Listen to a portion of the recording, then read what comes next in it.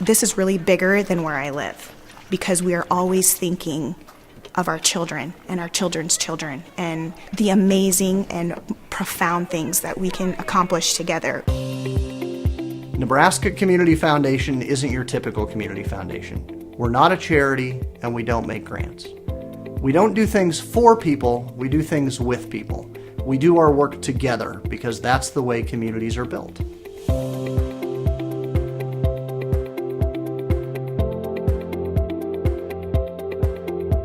It starts first with the question, what can the community do for themselves? The only people who can make a difference in the place where they live is the people who live there. You know, we help people build active hope in the future of their hometowns. Connecting people to their community and then communities to other communities in Nebraska. We got exposed to communities that have gone through everything that we're trying to go through now.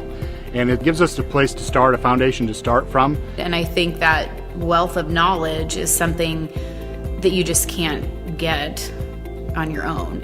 Today, we're witnessing community leaders being more confident and ambitious than they've ever been. They're reaching out to their neighboring communities and beginning to collaborate in ways they've never dreamt of. The word collaboration keeps coming to mind because I think it shows the fact that, especially in the communities that we serve and the communities that the Nebraska Community Foundation is very actively involved with, the future's bright there, and a lot of it is a result of the impact of the Nebraska Community Foundation and its work with affiliated funds and them helping to spur collaboration among so many different entities.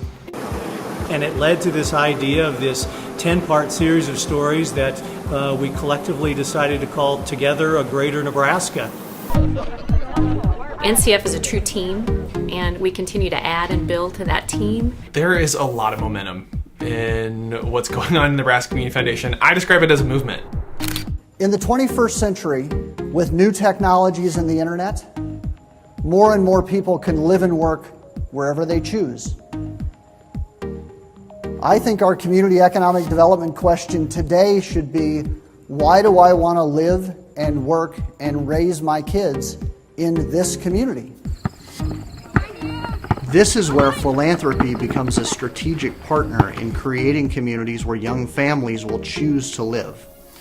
It's about the amenities that attract us to these places, a sense of belonging and pride in my community.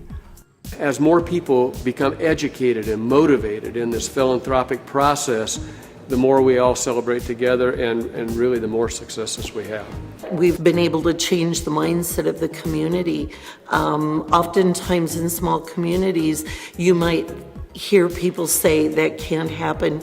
People now, after this period of time, are beginning to say, let's dream what we can accomplish. Let's see what we might be able to do. And so it's enabled people to become visionary. If somebody comes to us tomorrow and gives us $1 million, that's great. But it's more than the endowment. It's that group of 8, 10, 20, 30. I mean, how many people are involved in the fundraising events? And what do we learn from that? What do we learn from the Nebraska Community Foundation? What do we learn from each other? And how do we interact better as a community? How do we grow as a community? I love how we've become a team between the training and the learning together and visiting other communities. And it's really kind of life-changing. It's more than just money.